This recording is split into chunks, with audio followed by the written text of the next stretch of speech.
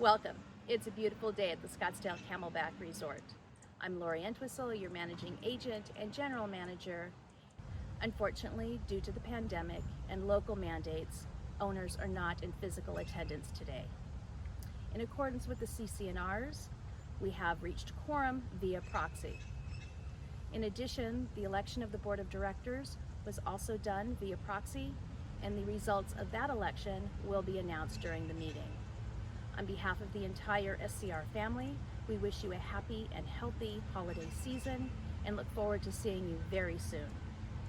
We expect the duration of the meeting to be approximately 50 minutes. Thank you. Good afternoon, fellow owners. My name is Mary Nance, and I serve as Vice President and Treasurer of the Association.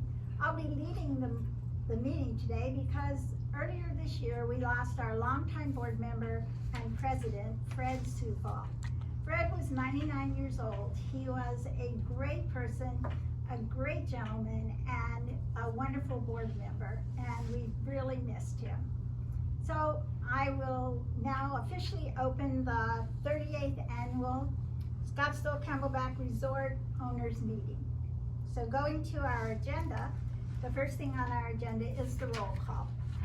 And we have with us today Cindy Farron, who serves as secretary, Lori Entwistle, our managing agent and general manager, Chris Mosley, a director, and Tim Falcone, our director. And also in the room is Barbara Goldsmith, our executive recording secretary. So, I hope that you will stay tuned with us for today, because each of our board members would like to make a few comments. On my behalf, I've been a long time serving director and more recently the treasurer of the association. And I'm very happy to say that we ended the year, in spite of the pandemic, with solid financial position with the resort, which has been the case. The resort has been on solid financial standing for a good number of years now. There are a couple things that I think make our resort unique, and we're blessed to have them, and that is the resort has always had a source of additional revenue coming in. The long-time rental program that I think has been in place since the resort opened, and more recently a well-producing revenue source for us has been the running water spa. And the management is always looking for additional sources of other income that reduce our assessments. And the other thing that I think we're really lucky to have is a great management team. They have a deep history in the hospitality industry with focus on the timeshare specifically. And with that, they have been at the resort for many, many years. So they really know the resort like the palm of their hand. So I feel that with all of their background and knowledge of our resort, they have an efficient operation, and they are exceptional at problem solving when unexpected things come up, such as the pandemic. So I enjoy my position on the board. I enjoy working with my fellow board members and the management team, and I look forward to serving in the coming years. So thank you for listening to me. I will now take us back to our agenda, and I will turn that over to our secretary, Cindy Farron, who will do the proof of notice and the establishment of the notice and the quorum. Thank you. Hi, my name is Cindy Farron. I'm the secretary for the board of directors. First off, I'm going to read the proof of notice.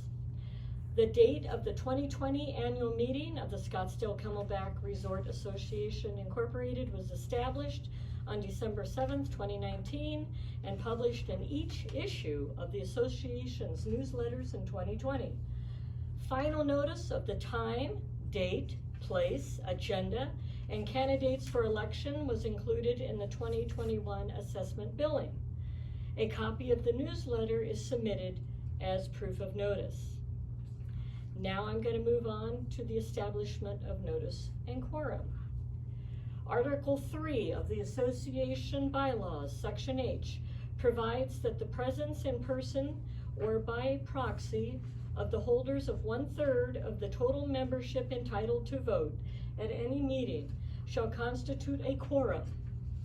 1/3 of the total membership is 1,887. Attendance by proxy is 4,576. So now, I'd like to talk to you for just a moment. Again, my name is Cindy Farron. I became a member of this board in 2010. Prior to that, I worked for the Arizona Department of Real Estate. I regulated timeshares. And I love owning my timeshare. I checked out a lot of resorts, and this is my second home. Besides being on the board, I'm here to protect you and your interest as owners. I enjoy staying here with my husband and best friend. Every opportunity we get, we're already planning to come back next summer because he's older than me and we got to celebrate those birthdays. So, I enjoy staying at the resort. We stayed here this summer. I encourage everyone to come when you have the opportunity. My husband and I felt safe. My son had gotten married a beautiful gal. We brought her to the resort, both of them with us this summer. They loved it. We had some great food, got some good swims. We got some good sleep. We just had a great time. The pool is great. It's great year round. The staff here is great, the food is great. And once you're able to hug the cook, be sure and do that because he's wonderful. I encourage all of you to use your timeshare. We love coming here. I love being here to help protect your interests. And now I'm going to invite up Chris Mosley to come and say a few words. Thank you, sir.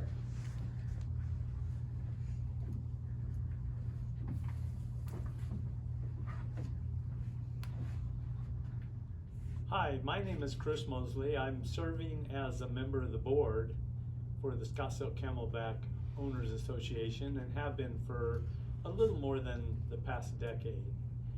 You know, I would like, you will hear many positive things about the resort today as updates are provided for you. But if I could provide you with one point of encouragement, we've gone through kind of a rough year in 2020. And as you look to 2021, make sure you include the Scottsdale Camelback Resort in your plans. Much effort and diligence has been provided and made at the resort with respect to safety, your health, and conditions to make your stay here a positive experience. You should not feel afraid to come and use your timeshare, your resort, your ownership. Make plans, talk to the resort about how they have things set up, and you will have a great time. We just encourage you for the next year to use what is yours. And now, I would like to invite Tim Falcone to say a few words.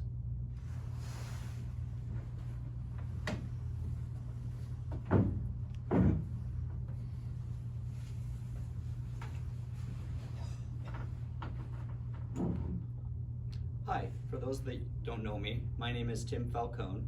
I serve here at the Scottsdale Camelback Resort as a director here on the board.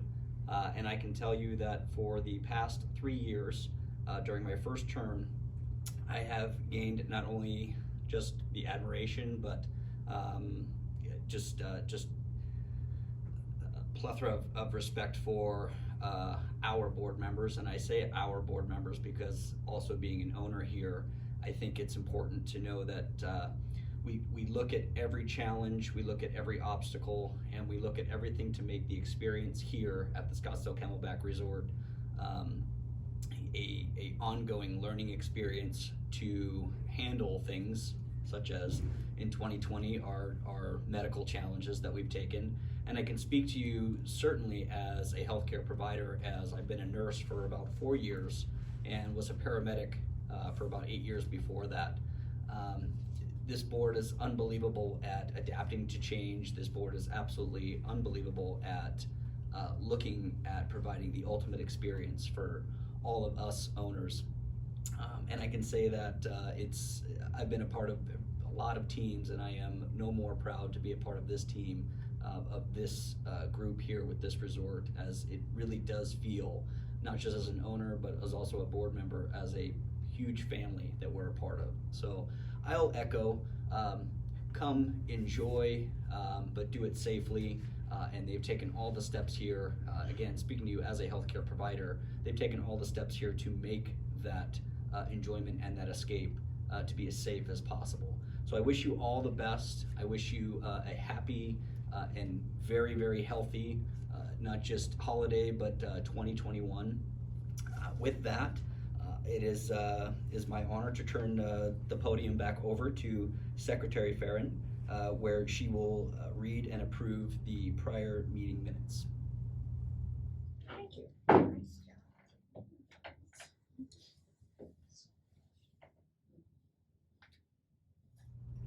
Hi. Again, my name is Cindy Farron. I'm the secretary. I would like to ask if anyone has any changes they would like to make to the minutes of the meeting from last year's meeting. Okay. In lieu of me reading the entire packet, I'd like to ask for a motion to waive the reading of the prior meeting minutes and approve as submitted in the owner packet. Do I hear a motion? I'll make the motion. A second? I'll second that. All in favor? Aye. Aye. Awesome. Thank you very much.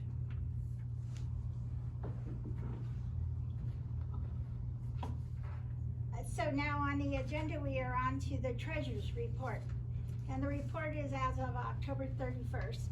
And in the aggregate total of all of the accounts, we have $1.5 million as of October 31st. Total assessments collected is $4.4 million, and the percentage is 82.83% collected. And we had year-to-date property tax expense of $116,849. And that's the treasurer's report. Now, in addition, this year, I'm going to respond to an owner's question regarding the payroll protection program.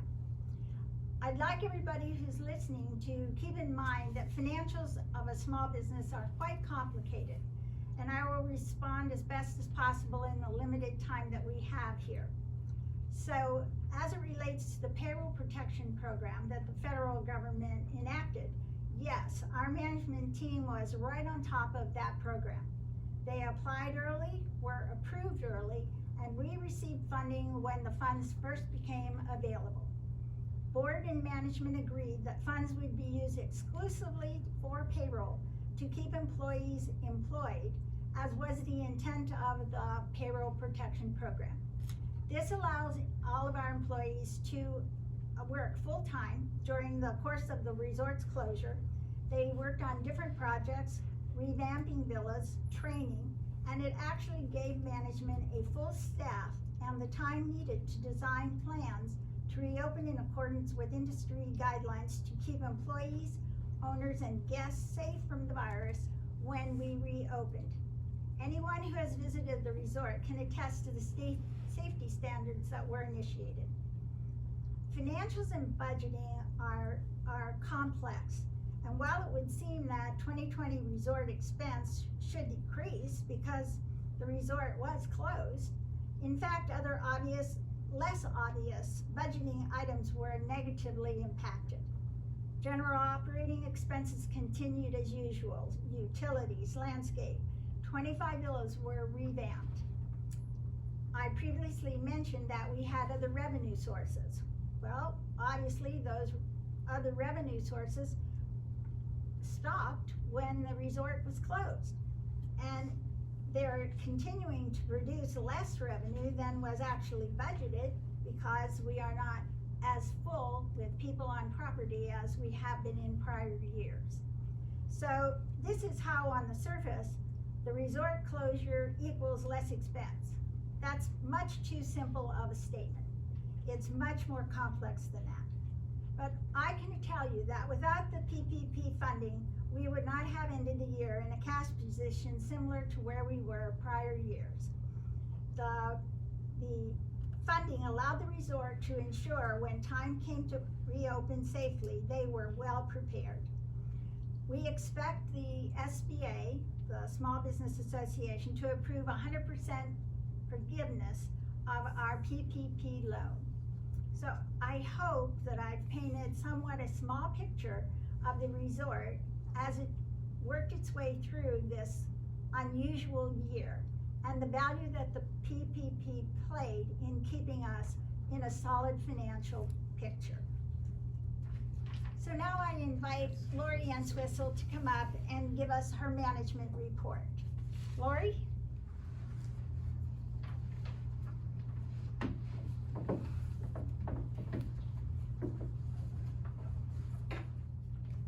Thank you, Mary. I'm Lori Entwistle, and I'm your managing agent and general manager. Don't let what you can't do stop you from doing what you can do. This is the phrase that the 68 exceptional associates at this property embraced in 2020.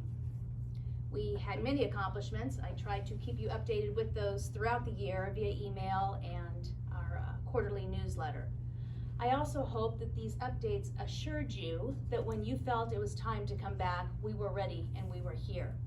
You'll see many of the same smiling faces that you've always seen. We are prepared to ensure your safety as well as make sure you have a little bit of fun while you're here. It is vacation. And as Cindy says, there's a lot of things to do. Eating and drinking and swimming and all of those fun things. I'm very grateful for the active participation of the board of directors. We've always enjoyed a collaborative relationship, and at a time when nothing was for sure and things were changing daily, they were extremely communicative and what reassured me that they were here and that we would make the best decision possible based on the information that was available. Looking to 2021, the resort is well positioned to meet the travel trends, specifically the need for larger accommodations and more space overall. As you know, this is our strength. This is why you're an owner. This is why the timeshare demographic is the first to regain travel.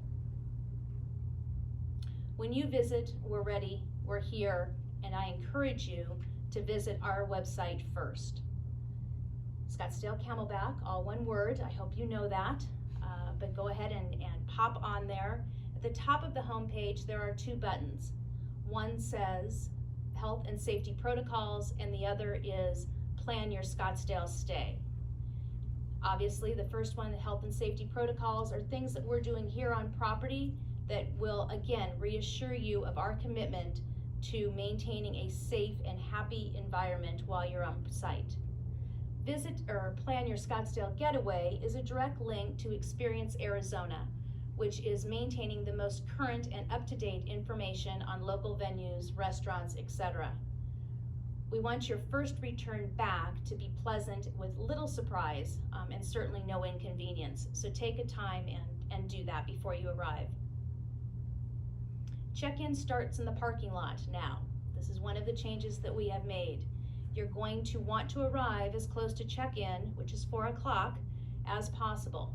When you arrive at the resort, you'll be directed to park in the front lot and call the front desk. We will confirm that your villa is ready to check in, and you'll proceed to the lobby. We are unable to store food items at this time or luggage. So these are just some of the changes that you can expect, and if you're prepared for them, I think you'll find them to be very small inconveniences to, again, maintain your safety well on site. Lastly, I want to mention that reserve projects are on target for 2020. They're completed with some modifications based on the financial constraints, and 2021 reserve projects will move forward, including the renovation of A21 through 40 and all scheduled carpet, appliances, countertops, exterior paint, interior paint, roof repair, all of the things that we normally do. It has been a challenging year. We have done the very best that we can, and we are looking forward to a extremely successful 2021. I think we're all going to be surprised at how quickly we rebound. We have made a lot of effort with the anticipation of you placing your interval into rental, and we have looked for even more channels and various ways to get that inventory out to the general public so that we can rent it on your behalf. Stay in touch with us, make sure that we have your email address. When we do updates, that's the fastest and quickest way to get the information to you. And that is the management report. Thank you. I'd like to ask Cindy to come back up to the podium and announce the election results.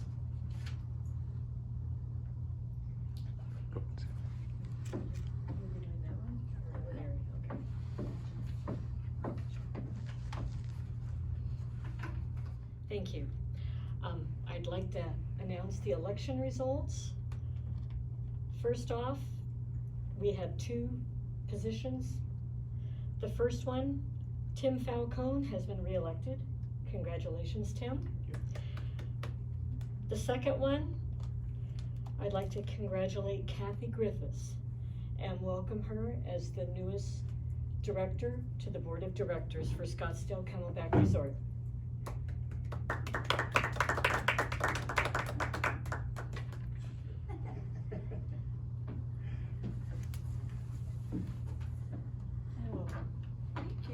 Thank you very much. Hi, I'm Kathy Griffiths, and I'm very pleased to be elected to the Board of Directors of the Scottsdale Camelback Resort, and look forward to participating with these wonderful people and making this an even greater resort than it already is. Thank you. Hi, now I would like to invite Lori Entwistle back up to handle the next item on the agenda, the members forum with submitted questions.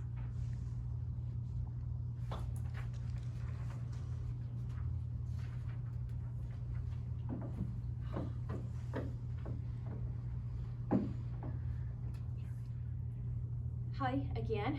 We had one question submitted. It was a 2-part question, really.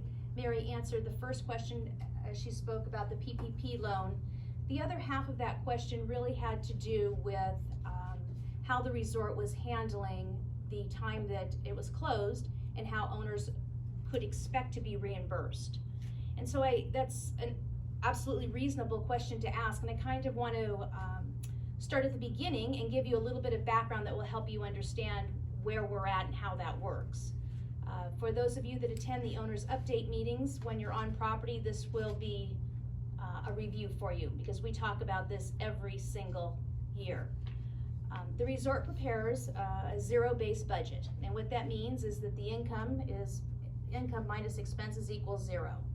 So when we're preparing the budget, we add up all of our expenses, and then we add up all of those revenue-generating areas on property, food and beverage, the rental program, the running water spa. We add up all of those incomes that we anticipate receiving and subtract that from our expenses, and what's left is your assessment. So as I've said for years and years and years, we have assessment revenue and we have non-assessment revenue. The resort does not survive solely on assessment revenue. It is with these additional income sources that we're able to keep your assessment increase lower than it would have been because we're generating revenue here on property. And so the pandemic really hit Arizona in March, which, as you know, is our peak season. And as soon as spring training was canceled, which again is peak season in March, our occupancy quickly declined. And we lost all of the potential of the non-assessment revenue that we had anticipated when we prepared the budget in 2019. So yes, some of the operating costs were lower. However, the reduction in operating costs were not nearly as significant as the reduced income from our profit centers. So the rental program, when we're renting the villas at the highest rate of the entire year, we did not collect those revenues, those funds. And in fact, for many days, we looked at our credit card report and we were refunding for all those prepaid rental nights. So again, it was a perfectly reasonable question. If the resort was closed, you saved money, we achieved the PPP loan, and as Mary said, it just isn't quite that simple. We absolutely count on all of these non-assessment revenue dollars, and that is a significant portion of our budget, and that is what keeps your assessment low. Secondly, there is another question that has popped up in some owners' updates, and I wanted to just quickly address that, and that is, will SCR ever change from fixed weeks to points? And so that really is a travel preference question. Many fixed week owners purchase their week with the intent of occupying. So I purchased week in March because I intend to come to the resort every year and stay here in March, and that will always continue. Other owners are converting the week that they own into points via an exchange company, either RCI or Interval International, and then they are using those points to stay at other locations or to take shorter trips, which we know is a trend in the travel industry. So I think the real question is, will SCR ever require our owners to convert their fixed week to points? And generally that occurs in properties that are in a financial distress. That conversion allows for the association to generate income, which assists the association in getting out of that distress. And I do not see that as ever occurring at SCR. As Mary said, we are in good financial condition. We always have, the last several years we always have been, but we can't say always. We absolutely are looking for ways to provide additional services, again, to strengthen those revenue streams in non-assessment revenue. We're looking at options of selling HOA inventory, and all of these things are just daily tasks that we consider and look for good solutions and not short-term solutions, and there, as you know, is a big difference. Again, those were the only one question that we received, and just to close the members forum, I encourage you all to send an email to my email, which is lentwistle@scrstaff.com, with your comments, both on the annual meeting, if you like this forum, if you would like to see it in the future. We're always looking for positive and criticism, and I would look forward to those emails. Thank you. And that closes the members forum. I'd like to turn the podium back over to Ms. Nance to conclude the meeting. Thank you.